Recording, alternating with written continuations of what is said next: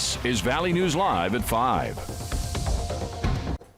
Just a short time ago, Fargo police announced that there is a threat to the public and there are multiple people still at large in a shooting case. Valley News team's Callie Hubbard joins us live now with what you need to know. Callie. Lieutenant Chris Helmick with Fargo Police says 4 shots were fired yesterday morning just before 10 a.m. Witnesses told police that a woman, 24-year-old Ophelia Kawaya of Fargo, was injured and taken to the hospital. Security video helped detectives find the man that was with her was Jerome Kuhn.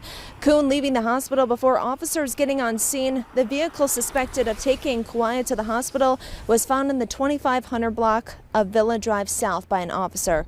Kuhn found firearm.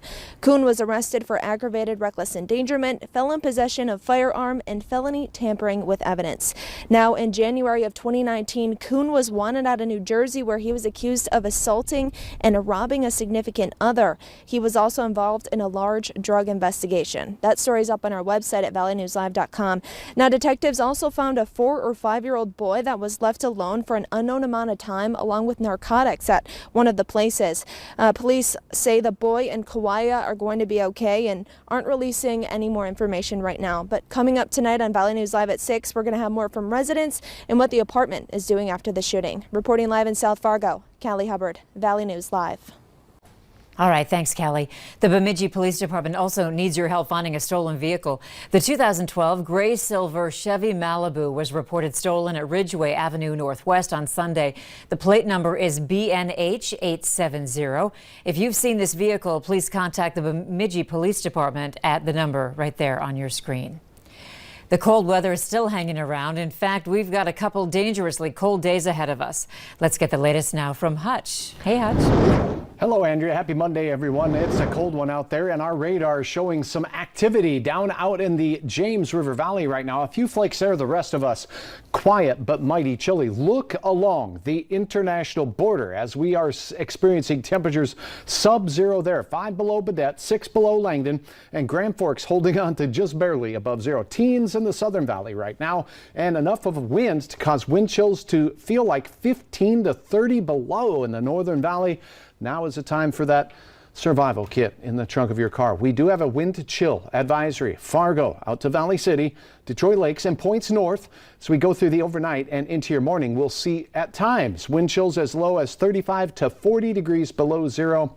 Unbalmy to say the least. Your planner and Fargo temperatures will slip into the lower single digits by bedtime tonight.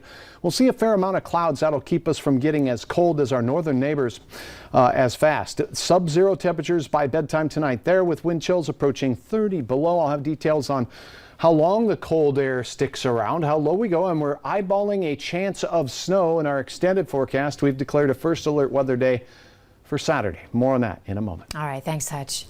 One woman is dead after a crash involving a train and a car in Perham, Minnesota. The Perham Police Department says it happened yesterday afternoon around 3:30 at the train crossing on 2nd Avenue Northeast. The report says a 27-year-old woman was the only person in the vehicle and pronounced dead at the scene. No other information is available at this time. Investigators are looking into a fire that badly damaged a home in Valley City. Fire crews were called around 10 Saturday night to a mobile home on Viking Drive. That's near the Valley City State College campus. No one was hurt, but the fire caused extensive damage. Fire crews were called back Sunday morning to put out some hot spots. A man and a young child are recovering after their snowmobile fell through the ice on a central Minnesota lake. The Douglas County Sheriff's Department says it happened on Lake Victoria just outside of Alexandria yesterday evening around 5. Authorities say the 32-year-old man from Alexandria was close to the fishing pier when the snowmobile went through the ice. A phone scam is circulating through the West Fargo schools community, and this one is asking for your social security number. The phone call is showing up on caller IDs as West Fargo Public Schools. The scammer has also spoofed a phone number similar to those within the school district. West Fargo Public Schools wants you to know it will never request a social security number over the phone. If you received this phone call and gave out your social security number, call the West Fargo Police Department at this phone number, 433-5500. President Joe Biden met today with his new defense secretary while also focusing on American manufacturing, COVID travel restrictions, and reversing limits on who can serve in the U.S. military. Against that busy backdrop, Congress takes the next step toward a trial against former President Trump, with the House sending the article of impeachment to the Senate this evening. Alice Barr has details from Washington. Thank you very much. President Biden starting his first full week in the White House, using the powers of his office to tackle a series of priorities. The president signing an executive order directing federal agencies to strengthen requirements to buy from American manufacturers. He's tightening travel restrictions from overseas as new COVID-19 strains threaten to make the pandemic even worse. The president also ordering that transgender people be allowed to once again serve in the military. Enabling all qualified Americans to serve their country in uniform.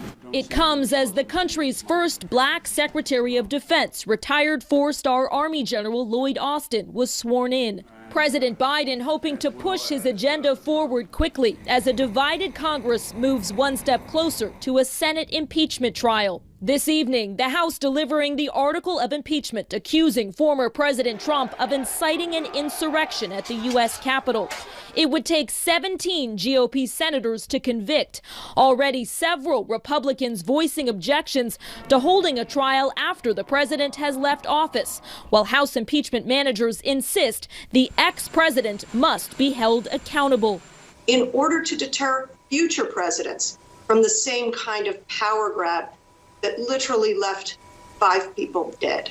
The new president's plans now on a collision course with his predecessor's actions, with the impeachment trial set to begin the week of February 8th. Officials say the White House is focused on the fight against the pandemic while also trying to combat misinformation. It plans to hold COVID briefings 3 times a week to get the latest information to the public. The U.S. Supreme Court today dismissed 2 lawsuits that accused former President Trump of unconstitutionally profiting from his presidency.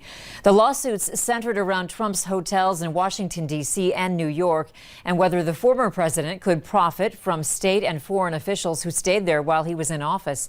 The cases raised a novel question about a president's ability to receive income from businesses patronized by government officials. COVID-19 infections and deaths continue to grow out of control in many areas of the country, while vaccine distribution continues to lag. But there are a few positive signs in the fight against the virus. Jay Gray will have more on that for us in a little bit. COVID-19 infections and deaths, Essentia Health is roughly a week away from receiving its second allotment of COVID vaccines. They are expecting to receive around 1,000 doses in that shipment. Meanwhile, the hospital was vaccinating Phase 1B priority group last week. That includes patients who are age 75 and older.